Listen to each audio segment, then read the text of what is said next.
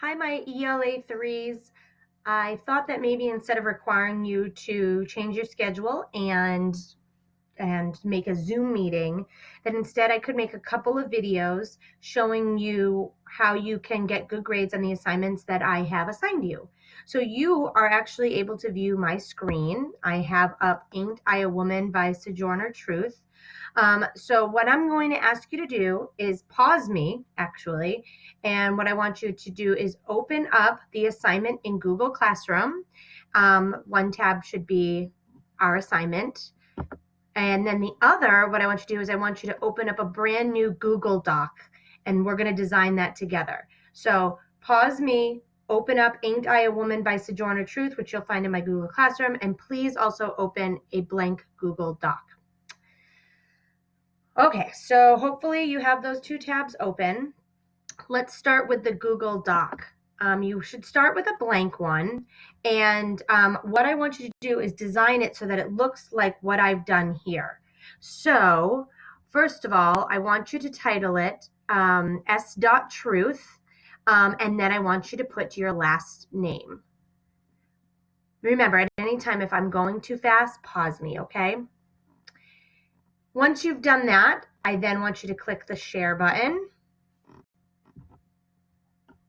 And I want you to enter my information, E.Larson, and I'll pop up and send it to me. That way, all of a sudden, I'll be able to see your work and I'll be able to grade it as we go on from there. Once you have your title and once you have shared your document with me, what I want you to do is then design your page to look like this. I want you to have your name on top. I also want you to have Ain't I a Woman, because that's the speech that we're reading. And I also want you to write that we're going to be doing, for this assignment, the speech comprehension questions. Once you've written that down, you'll see on our assignment here, which this is it, speech comprehension questions, you'll see that there's 10 total questions that I'm expecting for you to answer just on this one page. And that's what this assignment reflects. So you have your name, the name of the speech, the page we're working on, speech comprehension questions, and space to write 10 answers. So that's goal number 1. Just doing that is going to get you some credit in my class, because that means you took the time, you tried to create the document, and when I can see it and it's shared with me, I can fix it up for you if there's any questions.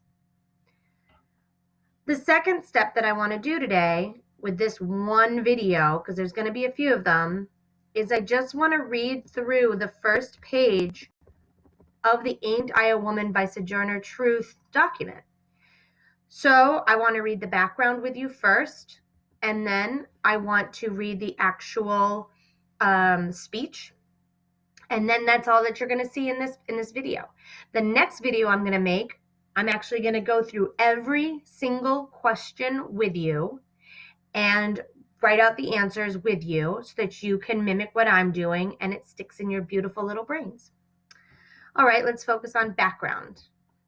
So we're talking about Miss Sojourner Truth. She was born in 1797. She died in 1883. She was a slave. Background. Born into slavery in 1797, Isabella Baumfree, who later changed her name to Sojourner Truth, would become one of the most powerful advocates for human rights in the 19th century. Her early childhood was spent on a New York estate owned by a Dutch American named Colonel Johannes Hardenberg. Like other slaves, she experienced the miseries of being sold and was cruelly beaten and mistreated. Around 1815, she fell in love with a fellow slave named Robert, but they were forced apart by Robert's master. Isabella was instead forced to marry a slave named Thomas, with whom she had 5 children.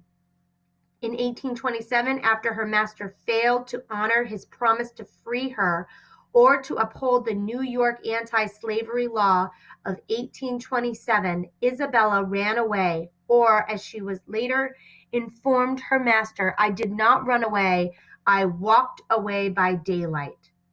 Although unable to read or write, she was a woman of rare intelligence and uncommon courage. During this period, she became involved in the growing anti-slavery movement, and by the 1850s, she was involved in the women's rights movement as well. Pretty awesome lady, if you ask me. This was her speech delivered in 1851 at the Women's Convention in Akron, Ohio. So at this point, she has been a slave, she has escaped slavery, and now she is fighting for rights specifically of women. So this lady was just absolutely unstoppable. Let's read her speech together. Well, children, where there is so much racket, there must be something out of kilter. I think that twixt the Negroes of the South and the women at the North all talking about rights, the white men will be in a fix pretty soon. But what's all this here talking about? That man over there says that women need to be helped into carriages and lifted over ditches and have to have the best place everywhere. Nobody ever helps me into carriages or over mud puddles or gives me any best place. And ain't I a woman? Look at me. Look at my arm. I have plowed and planted and gathered into barns, and no man could heed me. And ain't I a woman? I could work as much and eat as much as a man when I could get it, and bear the lashes well. And ain't I a woman?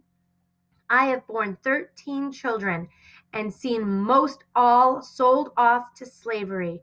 And when I cried out to my mother's grief, none but Jesus heard me. And ain't I a woman? Then they talk about this thing in the head. And what's this they call it?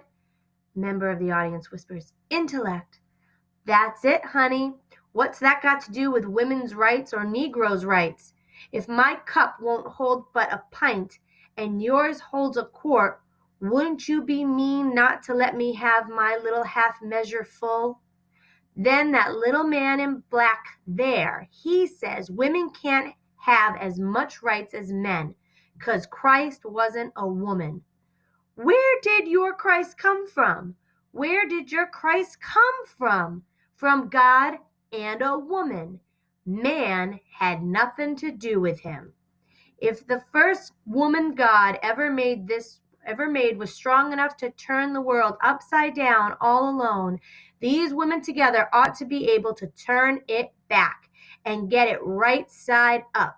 And now they is asking to do it. The men better let them. Obliged to you for hearing me, and now old Sojourner ain't got nothing more to say. Okay, that's all I'm doing for this first video. So hopefully now you've heard the background information. Hopefully you've heard the actual speech, which isn't very long. And you have also created your document for me and shared it.